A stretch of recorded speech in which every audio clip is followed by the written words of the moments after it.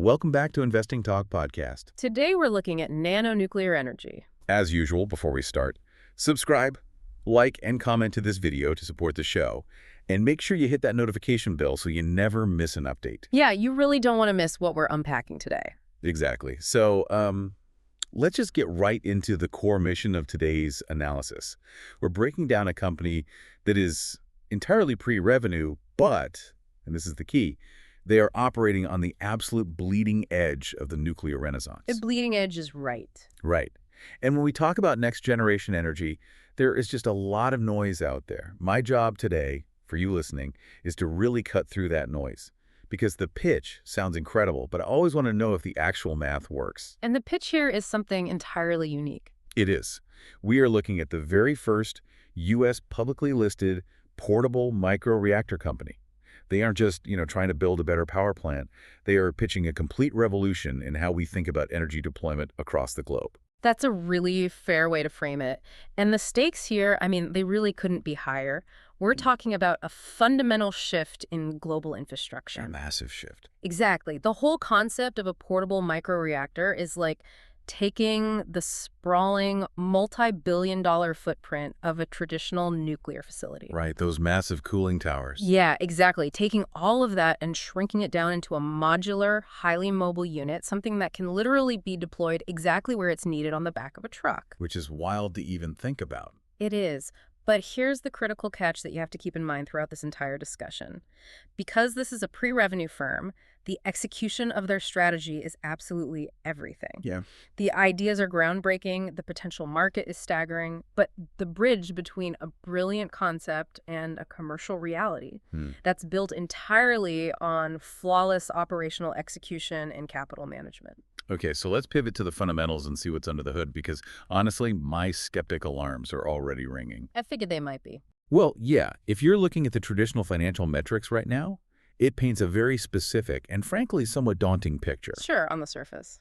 The reality is that this company is currently deep in the research and development phase. So there is zero reported revenue in their recent periods. Zero. Right. Furthermore, if you look at their return on assets, it's sitting at a negative 13.04%. For anyone who screens for immediate profitability, those numbers usually trigger an immediate pass. They do.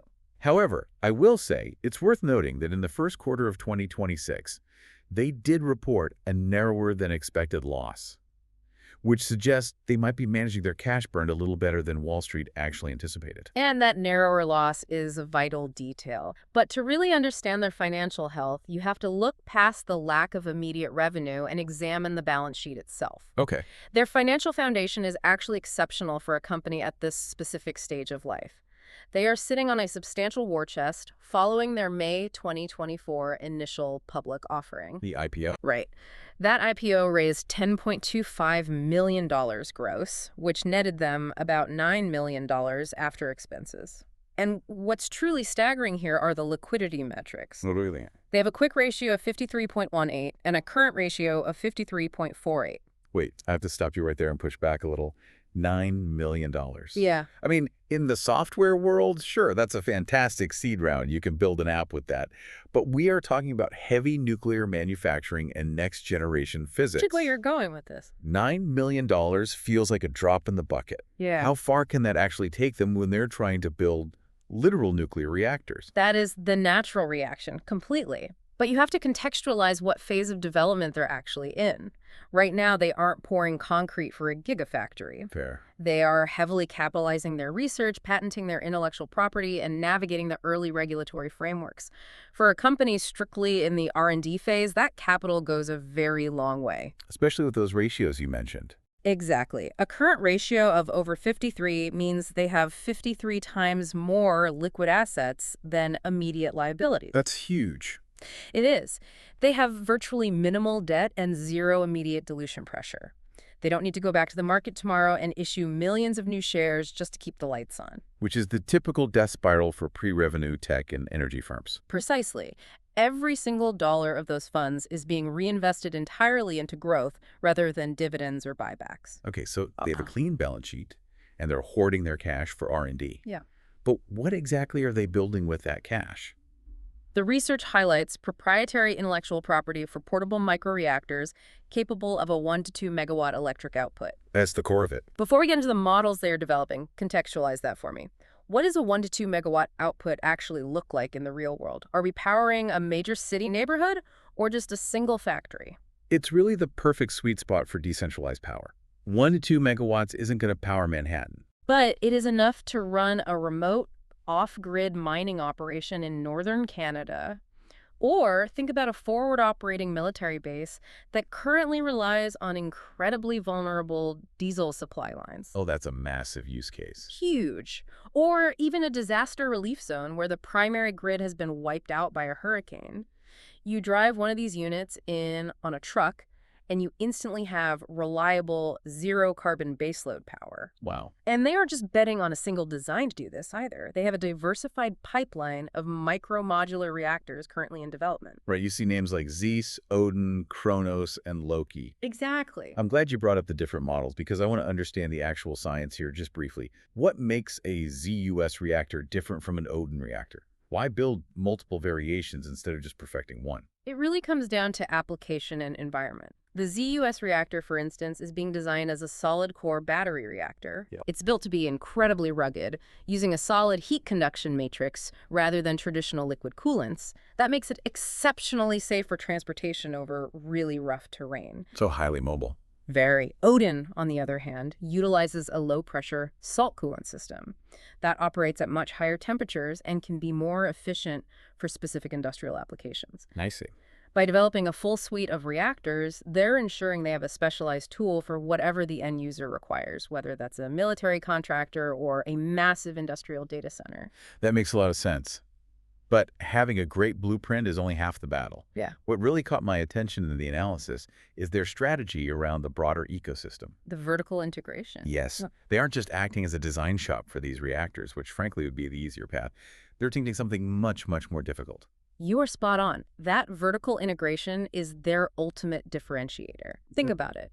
If you only design the reactor, you are still at the mercy of the broader, often fragile supply chain to actually fuel it and transport it. Right. Nano Nuclear Energy is choosing to handle the fabrication of HALEU fuel entirely themselves. Which is massive.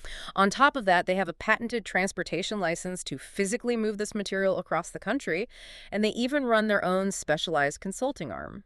Okay, before we go any further, we need to translate some of this industry jargon for the audience. Yeah. What exactly is HALEU fuel? And why is it such a bottleneck that a reactor company feels the need to literally manufacture it themselves? Great question. HALEU stands for high-assay, low-enriched uranium. High-assay, low-enriched uranium. Got it. Traditional nuclear power plants usually run on uranium that is enriched to about 5%. HALEU is enriched between 5 and 20%. So it's more concentrated. Exactly. Because it's more concentrated, it allows these microreactors to be dramatically smaller and run for years, sometimes even decades, without ever needing to be refueled. That's incredible. But the problem? Almost no one in the United States currently produces HALEU at a commercial scale. Historically, we've relied heavily on foreign sources for it. So by coordinating with the Department of Energy to fabricate their own HALEU, they're effectively building a completely domestic supply chain from scratch. Precisely. And this does two critical things. First, it protects their market share from legacy giants like GE Vernova. Because GE Vernova is also eyeing the nuclear space. Right. But they currently rely on more fragmented, vulnerable supply networks.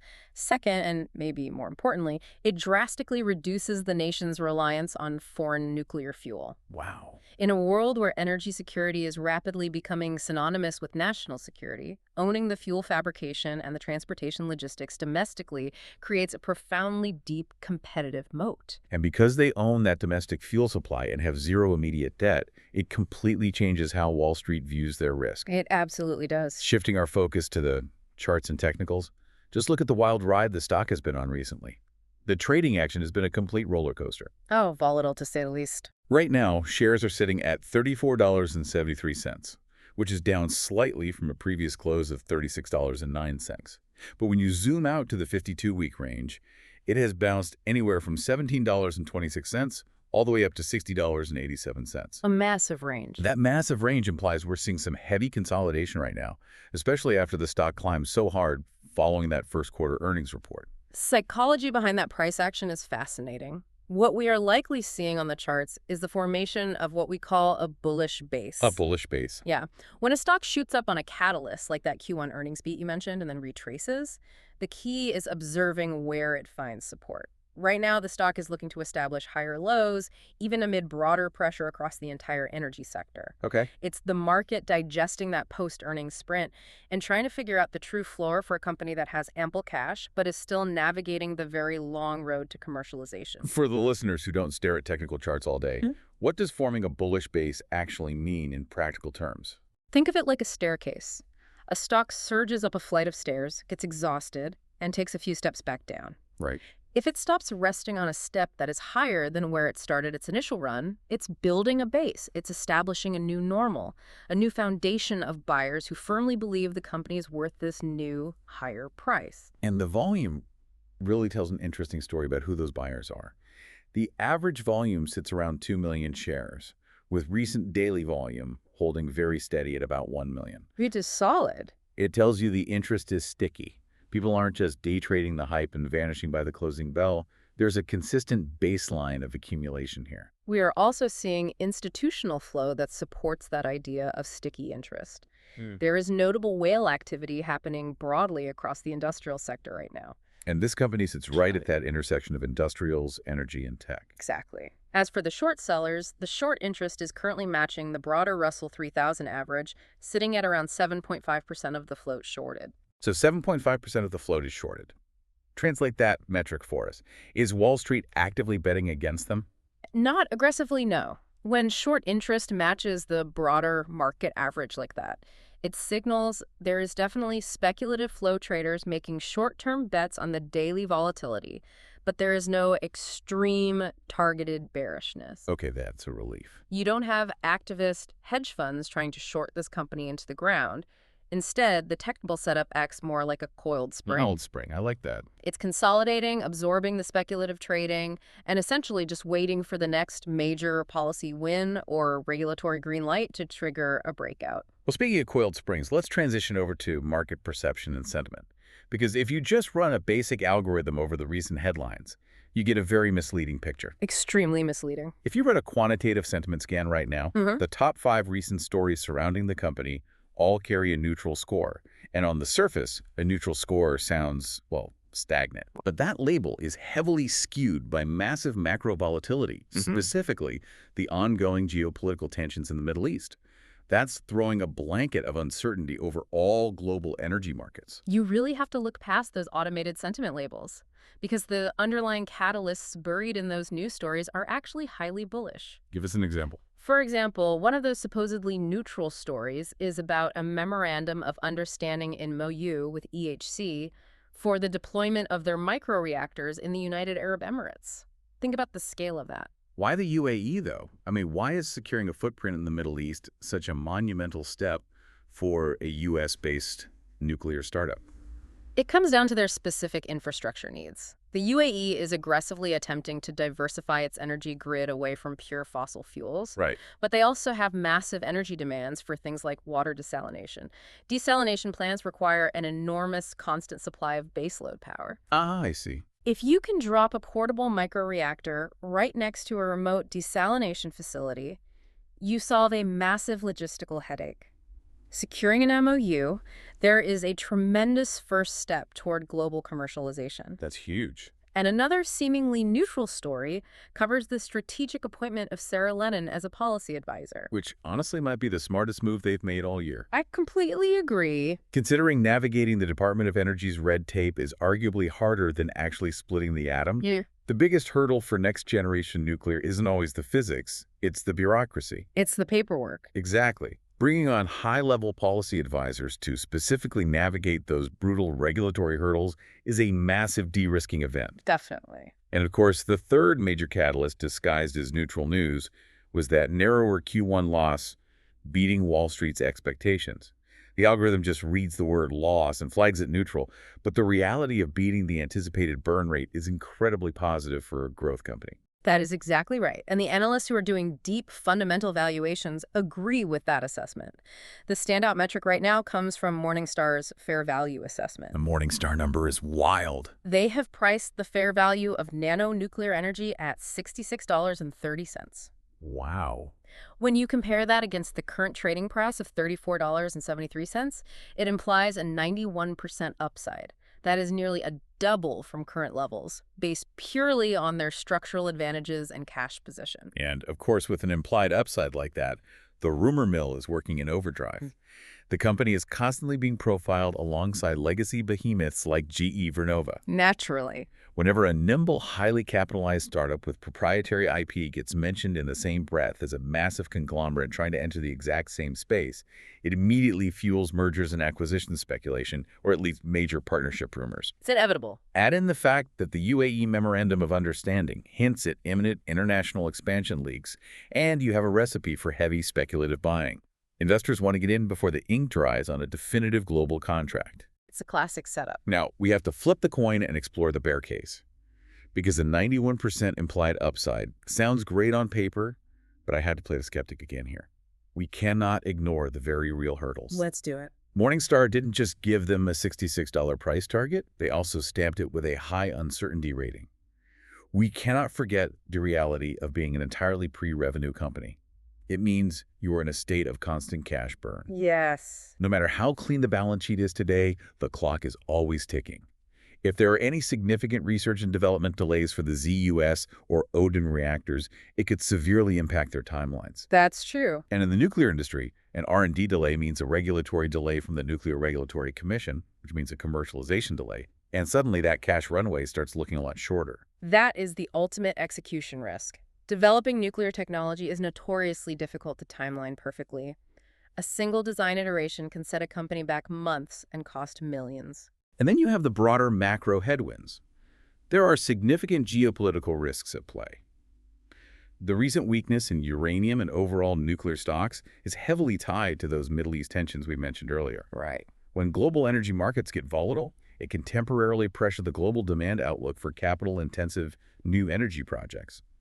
If I am a foreign government worried about short-term supply chain disruptions or regional conflicts, am I really going to sign a multi-decade contract for an unproven microreactor technology right now? That fear is completely valid.